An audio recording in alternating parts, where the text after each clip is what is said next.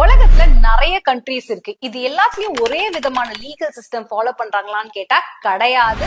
இதுல காமன் லா சிஸ்டம்னு ஒண்ணு இருக்கு. பிரிட்டிஷ் ஆண்ட Commonwealth countries like US, India, Australia இதுதான் ஃபாலோ பண்றோம் அப்படின்னு சொல்றாங்க. இது என்னன்னு கேட்டீங்கன்னா ஜட்மெண்ட் லா தான். ஃபர்ஸ்ட் ஸ்டாட்யூட்ல ஏதாவது ஒரு பிரேக் இருந்துச்சுன்னா நாங்க ஜட்ஜ் சொன்னதான் கேட்போம் அப்படின்னு சொல்றாங்க. இதுக்கு ஜஸ்ட் ஆப்போசிட் தான் சிவில் லா சிஸ்டம். இதுல என்ன சொல்றாங்கன்னா கோடிஃபை பண்ணதுதான் கரெக்ட், கோடிபிகேஷன் தான் டாப் அப்படின்னு சொல்ல வராங்க.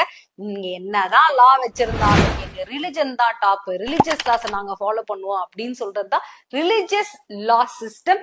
இத ஃபாலோ பண்றது ஆப்கானிஸ்தான் ஒரு எக்ஸாம்பிள். இஸ்லாமிக் ரூல்ஸ் ஃபாலோ பண்ணுவாங்க. ஆனா இந்தியால என்ன நடக்குதுன்னு பாத்தீங்கன்னா கான்ஸ்டிடியூஷனே ரிட்டர்ன் லா தான். நிறைய சிவில் அண்ட் கிரிமினல் லாஸ் ரிட்டர்ன்ல இருக்கு. சோ நம்ம சிவில் லாவை பிராக்டிஸ் பண்றோமா, அதாவது சிவில் லா சிஸ்டம்.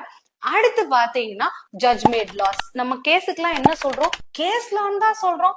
அதே மாதிரி ரேஷியோ டெசிடென்டிய ஃபாலோ பண்றோம். சோ காமன் லா சிஸ்டத்தையும் சேர்த்து ஃபாலோ பண்றோமா?